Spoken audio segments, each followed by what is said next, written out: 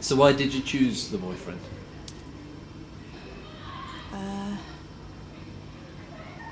There was just nothing else. We've got to have, for it's so dreary not to have that certain thing called a boyfriend. The boyfriend, it's got a storyline that I think it affects every young woman these days. It's more important than careers. It's more important than what you're going to do, your qualifications, jobs, getting the right levels at GCSE. It's all about getting and keeping a boyfriend. It's very close to my heart, this subject, and I'm sure to many other people too. It's a particular favourite of mine. We've reproduced it a few times at school when I was there. So the story is set in a girls' French finishing school, and it's obviously a load of schoolgirls, and they're getting ready for the ball, the carnival ball that night. Among them is the sort of the heroine of the story, who's Polly Brown, is in a terrible situation because her father, being a millionaire, won't allow her to have a boyfriend because he thinks that any boyfriend would only want her for her money. So she has to make up her boyfriends, and tonight is a particularly stressful time for her because she's telling the girls that she has got a boyfriend coming down, but actually there isn't a boyfriend, he doesn't exist, so what's the girl to do? To play Polly Brown, you need to be, I think the word is dainty, agile, obviously musically talented, with an ability to dance and sing, someone who's really going to grip the sympathy of the audience with her sort of fragility, I think. And I'm Polly Brown. Nice dancers. I'm not even allowed to say dance, you know. She's really, yeah. I'm really disappointed that I can't get my accent in there. We're doing out, can't do without. Our dreams just won't come true without that certain thing called the boyfriend. The school is run by a Madame Dubonnet, who's a middle-aged woman French, obviously very experienced in educating her girls. I'm playing Madame Dubonnet. Basically, my character's very authoritative and is in charge of all these young girls. And I have a little bit of romance going on in my life. One of my old flames has come back. Yes, his name's Percy, and he's lovely, and I'm trying to win him round. I want him back.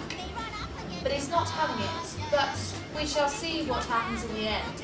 But yes, it's a great character to play. She's very clumsy, quite like myself. She is very sarcastic.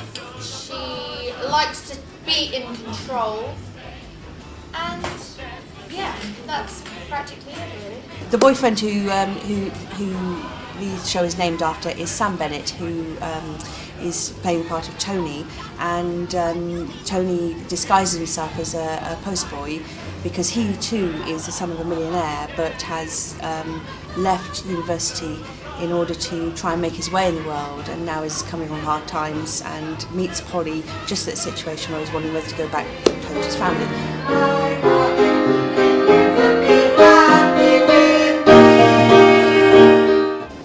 I play Tony, and I like playing Tony because I like getting the whole light-hearted thing across. This is Tony here, and this is Polly. The cast is great, all like family. Other people are played by John Burns and Bethany Regan, who played the other sort of the subplot, if you could call it a subplot, which is the other bit of love interest in the play. I play Bobbie Van Hoosen, who is supposed to be an American, good-looking man, but we decided to change it to English, just to fit me, really. He has a relationship with Maisie, but he's trying to win her over out of all the other guys, and he actually does win her over. Then we have the French maid, Hortense. Now, we had a huge job auditioning for Hortense because of all of them, she has to have the most authentic French accent.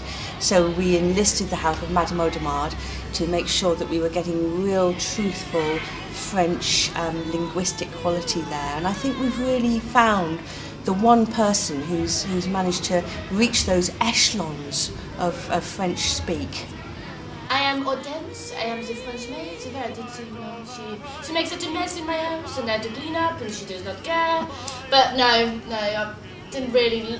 When I found out I was a French maid, I was like, oh, can't really do French accents, so I don't know how I was going to get around that. And the music's lovely, wonderful orchestration.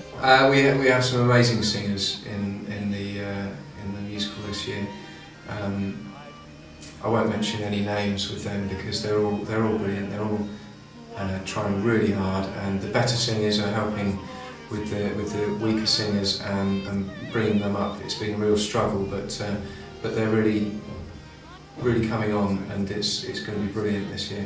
The musicians as well, the band. How can you not mention the band? They've been working very hard. Some of the music's very difficult to play, but the music is coming on very well. It's like a small sort of jazz orchestra, but doing a slightly different thing to what we usually do. The fun band would usually do. So that's good. And I do have to mention Fraser Bowen, who's been the lifesaver of the singing rehearsals, especially. Because of his amazing sight reading skills and piano skills in general, he has. I've been able to sit back sometimes and let him deal with the singers. So that's developed his skills in terms of helping people to sing, and also of course his piano skills. And I couldn't do without him. He's done brilliantly this year. We need to have, it hurts our hearts, we need to have that certain thing called the boyfriend.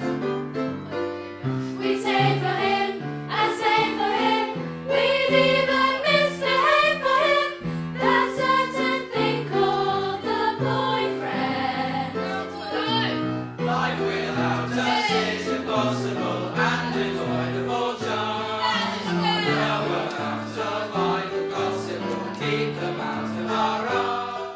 Yes, Miss Jolly has really pulled the dancing together. It's been a bit of a struggle, but they've put together some really good routines for the songs. Very up tempo, very reflective of the sort of thing they used to do in the 1920s with the Charleston. So quite authentic in that sense. And yet extremely entertaining and very difficult moves, some of them, but they've pulled it together really well. Partners, ready, go, and step, tap, step, tap, step, tap, step, slate, in your line, go, turn, ready, go. It's really a necessity if we want to get on, and we might as well confess that he has anyone. What a lovely day for a dip in the sea. Oh, what fun it will be. Won't you come and have a swim with me? But whatever you do when I'm swimming with you, please remember not to go too far. Though you may look cute in your bathing suit, we don't know who you are. We're part of the LX team, which is the lighting team, because we're really cool. What do we do each year? We turn up about this time, a week before the production. 2 weeks. We stay at school till 9 o'clock on a Friday, and about 9 o'clock on a Sunday. We just put loads of lights up. We then patch them, which is quite annoying and quite difficult to work It's out. all these little buttons you've got, you know. Yeah, It's a lot more complicated than it each looks, channel to be is fair. controlled by each slider, and then we program that into the desk and basically press the go button on the night. On the night, it's literally one button, this little one right here. And effects, Oh, which yeah. is my forte.